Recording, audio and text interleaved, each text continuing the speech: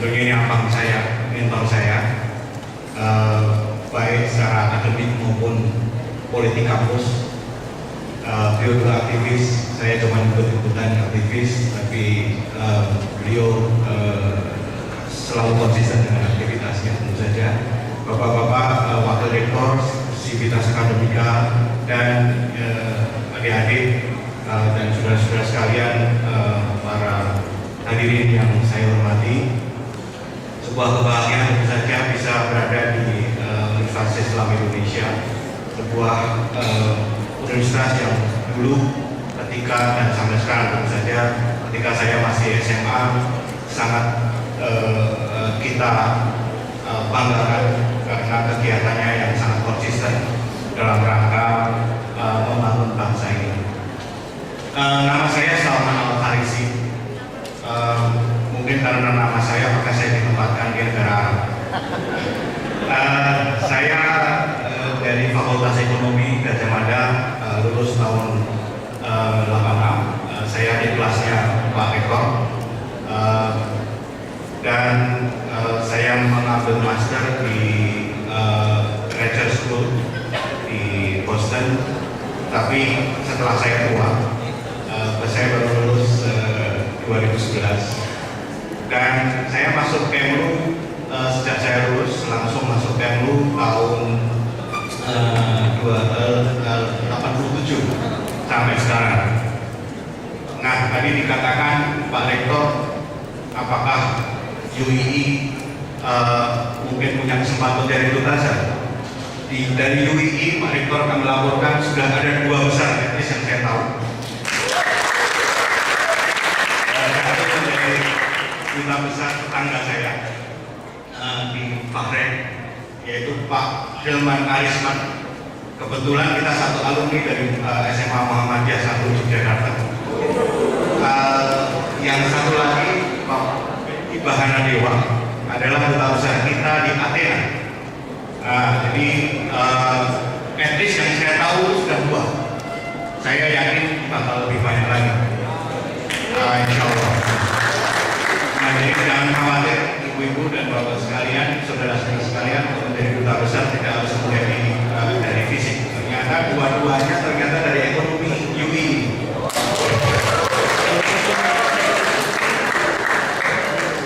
Baiklah, saya langsung pada topik yang barangkali disampaikan pada kita. Kenapa kita menganggap topik ini menjadi sangat penting?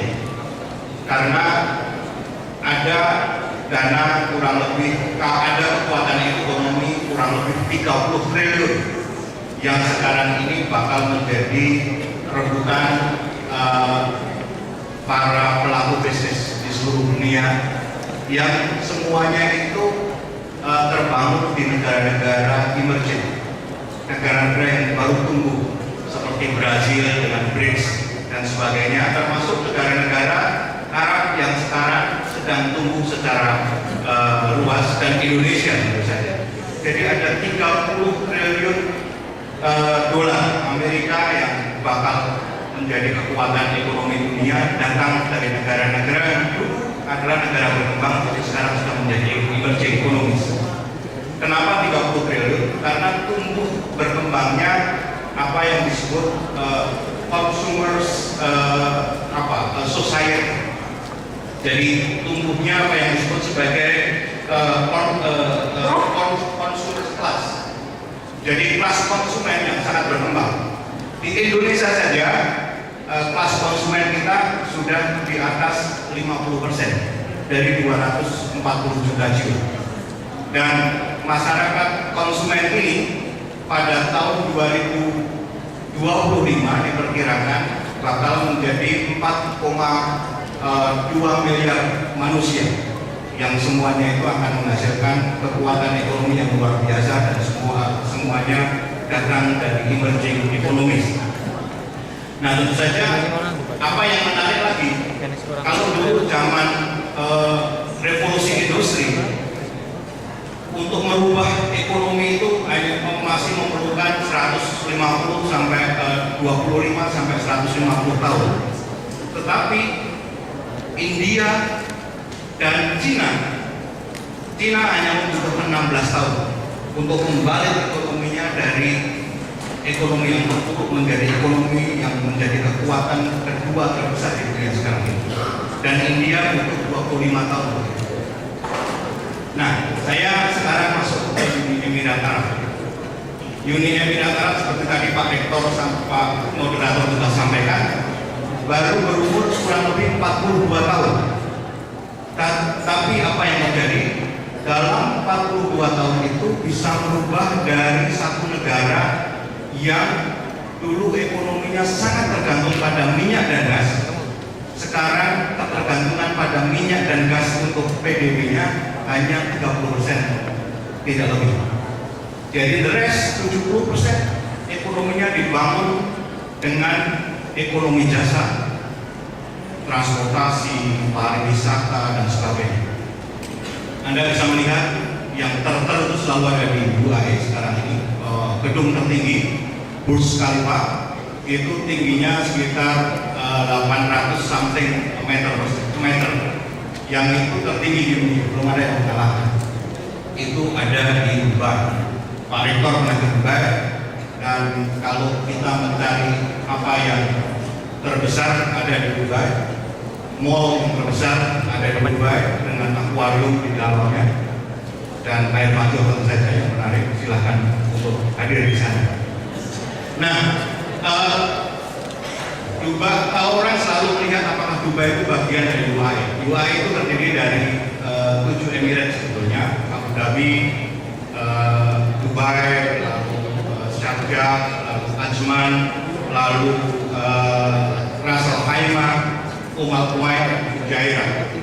Nah, namun dari 7 emirat itu hanya 2 emirat yang memang cukup besar, cukup memiliki pengaruh besar terhadap ekonomi mereka, yaitu Abu Dhabi yang menguasai lebih dari 90% minyak dan gas hasil yang dihasilkan oleh UAE, dan Dubai yang menjadi economic hub bagi pengembangan sektor-sektor di luar minyak dan gas bumi. Kurang lebih 84% PDB dari non migas itu dihasilkan oleh Dubai. Dari sisi kewilayahan sebetulnya cukup kecil, mungkin slide sebelumnya luas wilayahnya hanya 81 kurang lebih 81 km persegi. Namun sebetulnya dari 81 km itu memang dikaruniai oleh Allah Subhanahu wa taala dengan berbagai macam sumber daya, terutama gas dan minyak bumi. Kalau saya berjalan dari ujung UAE ke dari ujung barat ke timur, saya hanya memerlukan waktu naik mobil sekitar 6 jam. Bayangkan kalau kita ke Solo saja, dari Jogja sekarang sudah 2 jam karena macet, bukan karena jauh. Itulah jadi dari sisi GDP-nya cukup besar. GDP UAE sekitar 260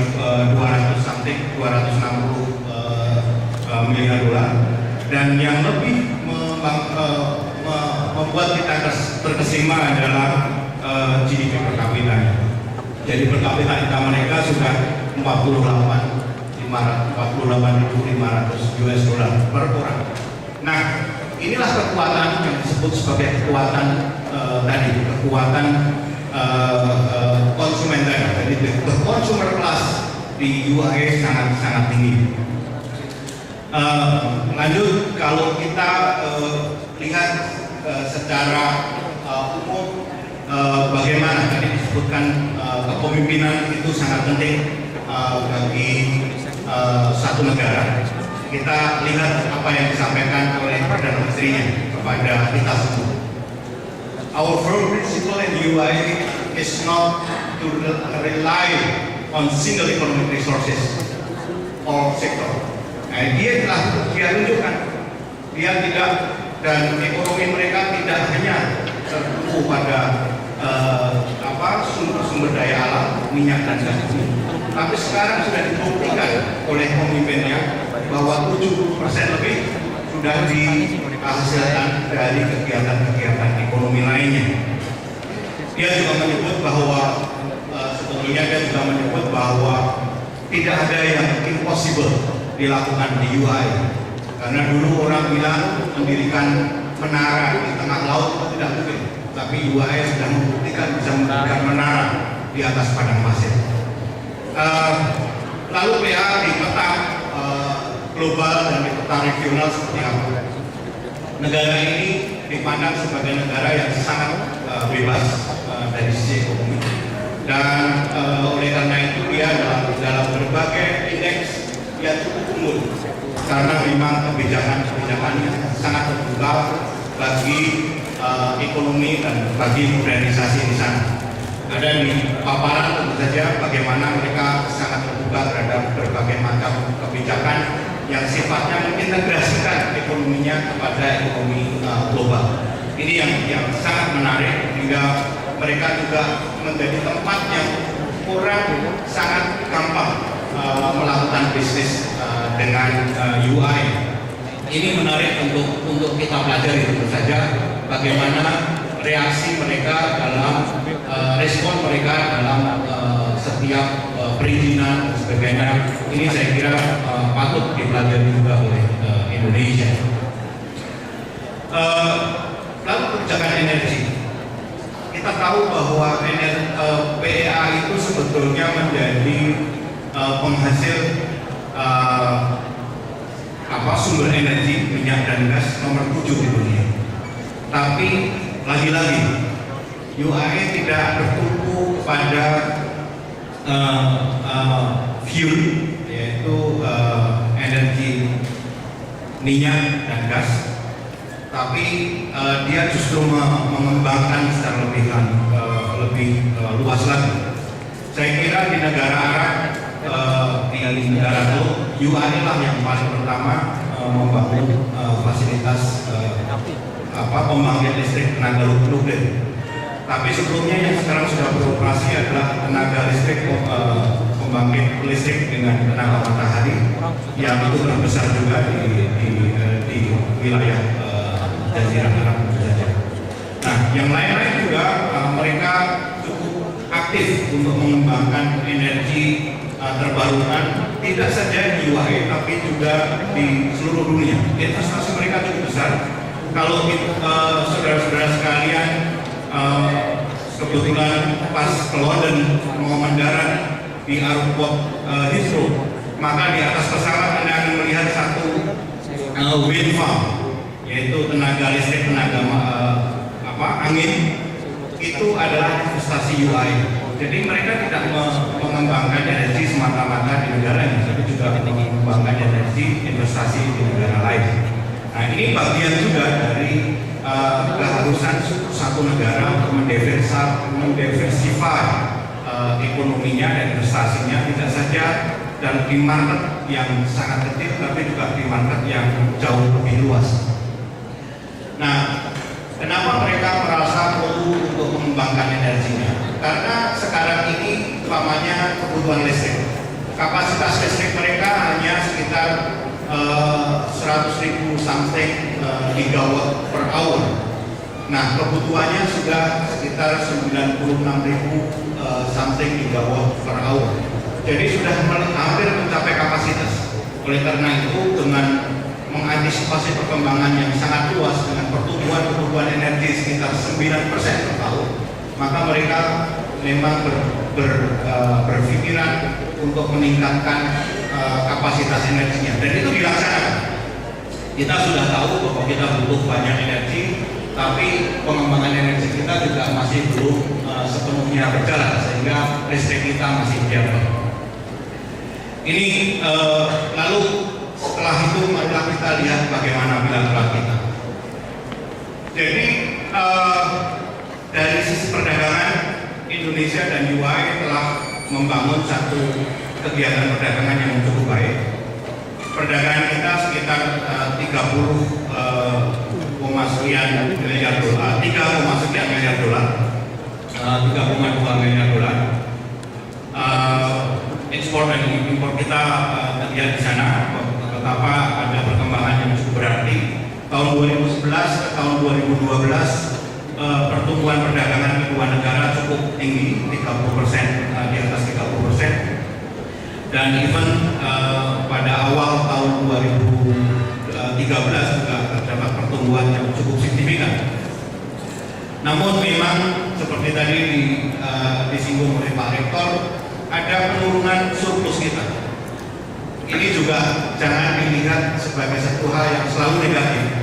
Penurunan surplus kita ini disebabkan karena tumbuhnya industri kita, sehingga kita memerlukan banyak supply energi, sumber daya energi, misalnya minyak dan gas dari UAE, dan kita butuh barang-barang sebagai input industri kita. Petrochemical sangat tinggi produksinya di UAE, sehingga kita banyak mengimpor petrochemical dari UAE. Ini yang membuat surplus perdagangan kita sangat menurun. Tapi saya yakin dari 3,6 miliar dolar, 3,2 miliar dolar itu masih kecil sekali, masih jauh di bawah kemampuan kita untuk perdagangan. Salah satu contoh, perdagangan mereka dengan Malaysia itu sudah mencapai 5 miliar dolar. Sebagian barangnya tentu saja juga dari Indonesia sebetulnya yang diekspor ke sana. Lalu dengan Singapura juga lebih besar lagi. Nah, ini kita harus bisa meningkatkan lebih lanjut. Ini menjadi tantangan kita tentu saja di kemudian hari. Apa saja sih yang menjadi mata dagangan favorit kita ke mereka? Ya tentu saja tekstil itu sudah menjadi andalan tradisional kita, dan kita patut bangga. Seluruh kebutuhan militer mereka, seragam dan sebagainya itu disuplai dari Indonesia. Jadi kalau Anda melihat tentara UAE sekarang ini seragamnya dari Street Solo. Nah kebetulan jadi saya ikut bangga karena saya dari daerah itu. Jadi ya, ini menghidupi tetangga-tetangga saya. Nah selain itu juga jewelry, dan kita juga harus bangga. Innova kita sekarang sudah berseliweran di UAE dan Fortuner. Di samping itu juga dan tentu saja barang-barang manufaktur yang lain, terutama furniture sebagainya.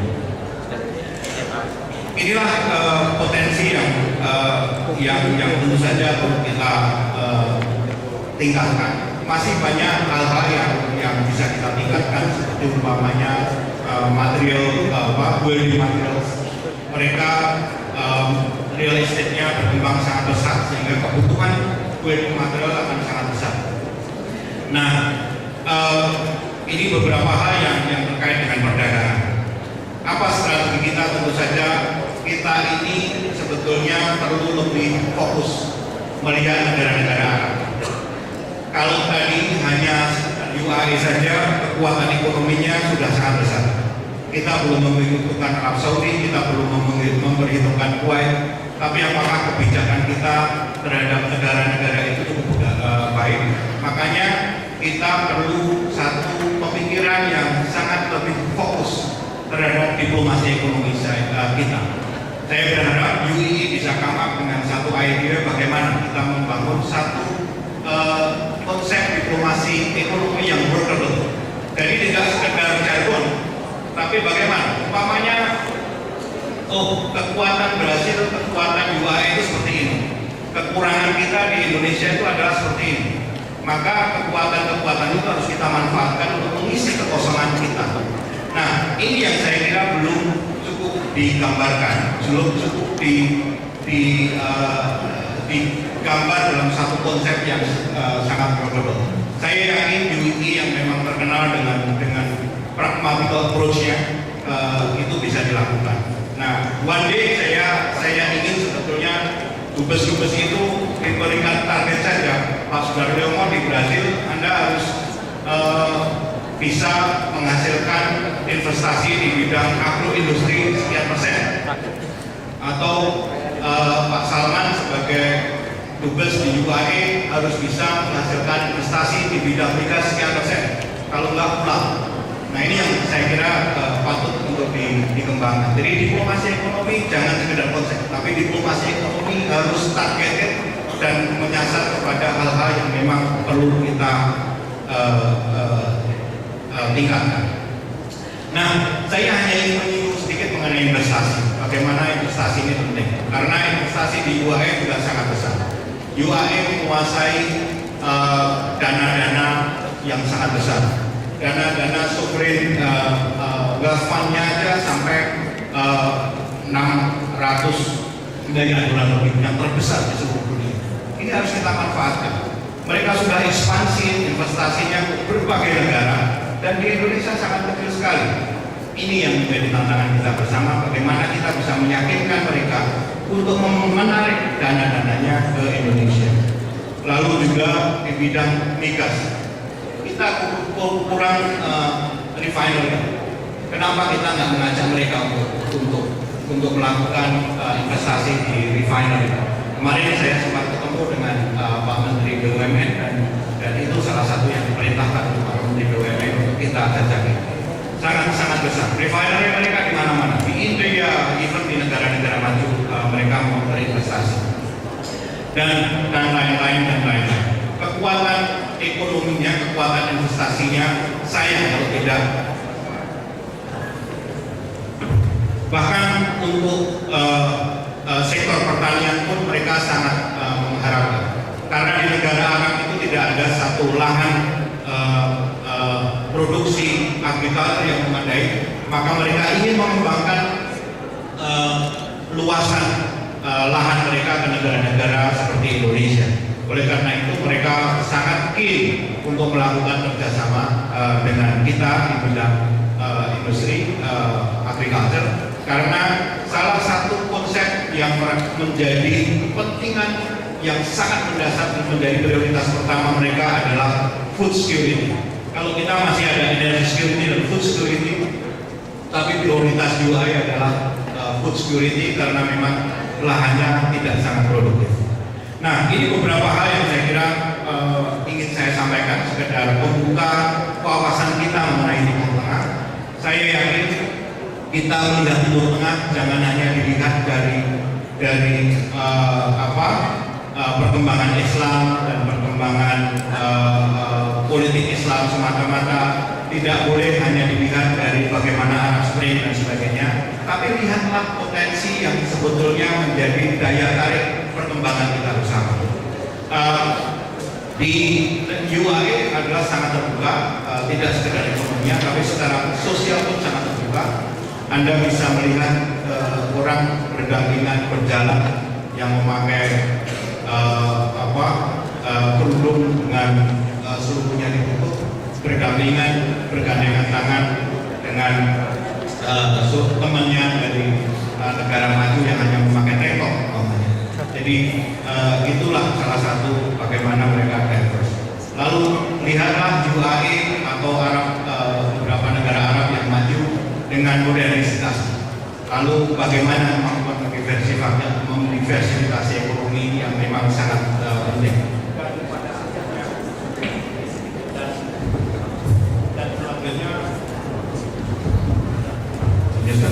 Dan selanjutnya lihatlah UAE sebagai mitra kita. Tidak sekedar mitra ekonomi, tapi tadi disinggung oleh Pak Moderat, menjadi mitra kita untuk kerjasama pendidikan. Saya mengundang Pak Rektor untuk one day datang melakukan kerjasama di bidang pendidikan. Ada pusat pendidikan di sana yang namanya di Emirat Sharjah yang mempunyai banyak universitas. Dan universitas di UAE tidak semuanya berbahasa Arab. Jadi at least bilingual. Nah, yang mungkin punya advantage dibandingkan negara-negara lain, mereka masih menerapkan satu beasiswa yang sangat besar, yaitu beasiswa full board. Selain mendapat tuition fee yang gratis, mendapat asrama, mendapat sebagainya, uang saku, dan juga setiap tahun mendapat tiket untuk tengok keluarga pulang ataupun melakukan research di luar negeri. Nah, marilah kita jadikan negara-negara yang sekarang menjadi emerging economies mitra kita dalam banyak hal. Saya lebih mengharapkan pertanyaan dari teman-teman sekalian, dan akan saya sudahi paparan saya sampai titik. Terima kasih. Assalamualaikum.